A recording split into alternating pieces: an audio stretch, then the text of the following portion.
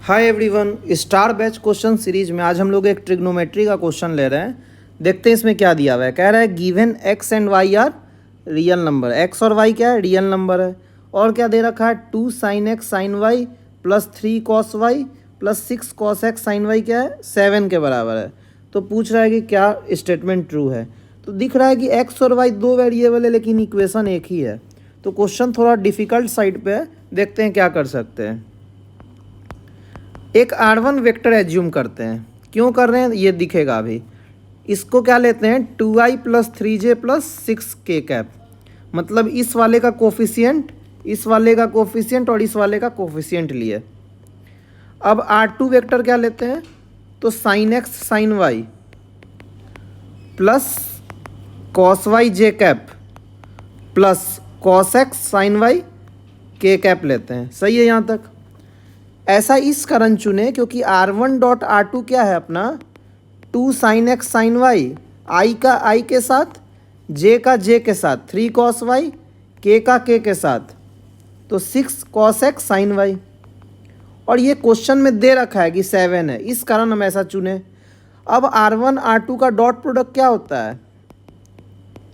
R1 vector का magnitude R2 vector का magnitude into cosine of angle between them. तो cos theta angle मान लेते हैं थीटा R1 वेक्टर और R2 वेक्टर के बीच। R1 वेक्टर का मैग्नीट्यूड निकालते हैं। तो R1 वेक्टर था क्या भाई? 2i plus 3j plus 6k था। तो इसका मैग्नीट्यूड क्या होगा? 2 square plus 3 square plus 6 square. 6 का स्क्वायर हो गया 36 प्लस 9 45 और 4 49 हो गया।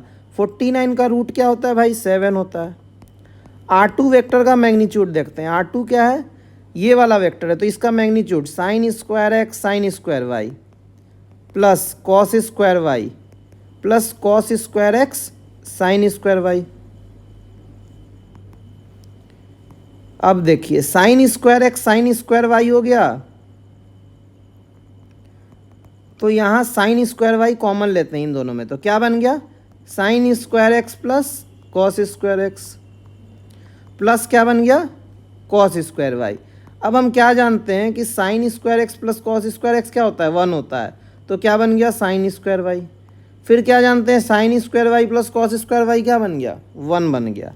तो हमको क्या पता चल गया कि R1 vector dot R2 vector क्या हो गया? 7। R1 वेक्टर का मैग्नीट्यूड, R2 वेक्टर का मैग्नीट्यूड 1, तो 7 इंटू 1 इंटू कॉस थीटा। ये किसके बराबर है? तो 7 के बराबर है। कह रखा है ना कि R1 डॉट R2 कितना है? 7 है क्वेश्चन से। तो कॉस थीटा कितना आ गया? 1 आ गया। यानी थीटा कितना आ गया? 0 डिग्री आ गया। यानी वेक्टर्स क्या हो गए? पैरेलल हो गए। अगर दो वेक्टर के बीच भाई एंगल 0 डिग्री आ जाए तो वेक्टर क्या होता है? पैरेलल। तो अगर वेक्टर पैरेलल होगा तो दोनों का एक्स का जो ये होगा रेशियो, एक्स के कोफिशिएंट का, वो बराबर होगा। देखिए sin x sin Y upon 2 क्या होगा? बराबर होगा किसके? कॉस वाई बाई 3 के। ये किसके बराबर होगा? 6 cos x sin Y upon 6 के। ये हम पढ़े ना, अगर R1 वेक्टर R2 वेक्टर के पैरेलल है और R1 वेक्टर क्या है? AI cap plus BJ cap plus 6CK cap, और R2 वेक्टर है XI cap plus YJ cap plus ZK cap. तो क्या होगा? AYX बराबर BY बराबर CYZ बराबर कोई लैम्डा होगा। यही होता है ना, क्योंकि R1 वेक्टर को क्या लिख सकते हैं? लैम्डा R2 अगर वेक्टर पैरेलल है तो दोनों का एक्स कोफिशिएंट बराबर हो गया। देखिए AI प्लस BJ प्लस 6 के हो गया, और यहाँ क्या है? Lambda times XI plus YJ plus ZK हो गया। तो A बराबर क्या आ गया? Lambda x. B क्या आ गया? Lambda Y. C क्या आ गया? Lambda Z. तो AYX बराबर लैम्डा बराबर BYY बराबर CYZ हो गया। तो वही यूज किए यहाँ पे। अब देखिए पहले वाले टर्म्स को देखते हैं, पहले वाले टर्म और तीसरे वाले टर्म, इन दोनों को। तो sin x sin Y by 2 बराबर क्या हो गया? 6 cos x sin Y by 6। तो यहाँ से टेन एक्स क्या आ गया अपना? 1/3 आ गया। सही है, टेन एक्स आ गया। अब अपने को क्या चाहिए? टेन वाई चाहिए। तो टेन एक्स अगर 1/3 आ गया तो साइन एक्स क्या आ जाएगा? 1/√10 P/H। अब देखिए पहले और दूसरे को लीजिए तो क्या हो जाएगा? Sin x sin Y by 2 बराबर कॉस वाई बाई 3। तो साइन एक्स आ गया 1/√10 इंटू साइन वाई बाई 2 बराबर क्या हो गया कॉस वाई बाई 3। तो कॉस वाई को इधर ले आते हैं तो टेन वाई हो जाएगा sin Y upon cos Y, और इधर क्या बन गया 2√10/3। तो अपना टेन वाई आ गया और टेन एक्स आ गया। अब पेन चेंज करते हैं और ऑप्शंस को देखते हैं कि क्या क्या पूछा है। टेन एक्स का वैल्यू क्या आ गया अपना 1/3, और टेन वाई कितना आ गया अपना 2√10/3 आ गया। इन दोनों के हेल्प से ऑप्शंस को देखते हैं। पहला ऑप्शन क्या कह रहा है भाई cos x plus sine x upon cos x minus sine x. तो न्यूमरेटर में और डिनोमिनेटर में कॉस एक्स से डिवाइड कर देते हैं तो क्या बन जाएगा 1 plus sine x by cos x by 1 minus sine x by cos x. Cos x से डिवाइड किए हैं तो क्या हो गया 1 plus ten x upon 1 minus ten x. Ten x कितना है 1/3, तो 1 प्लस 1/3 हो गया 4/3, और 1 माइनस 1/3 हो गया 2/3।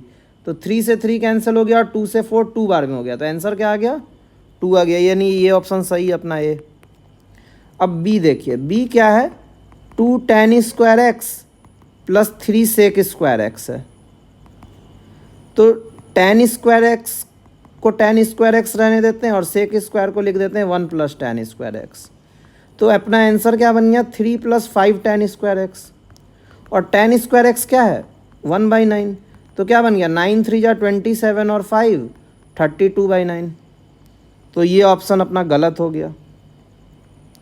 अब देखते हैं क्या है, सी में देखते हैं क्या है tan square X plus sec square Y. तो tan स्क्वायर एक्स तो अभी हम निकाले हैं कितना है 1/9। सेक स्क्वायर वाई क्या होता है 1 प्लस tan स्क्वायर वाई, और tan स्क्वायर वाई कितना है 2√10/3 का स्क्वायर। तो ये कितना हो गया भाई 1/9 प्लस 1 प्लस 40/9, तो 50/9 हो गया अपना। तो ये सही हो गया। अब अगर सी सही हो गया तो डी नहीं होगा, क्योंकि tan square X plus sec square Y 50/9 हो गया तो 49/9 नहीं होगा, यानी फाइनल आंसर क्या बन गया अपना ए सी।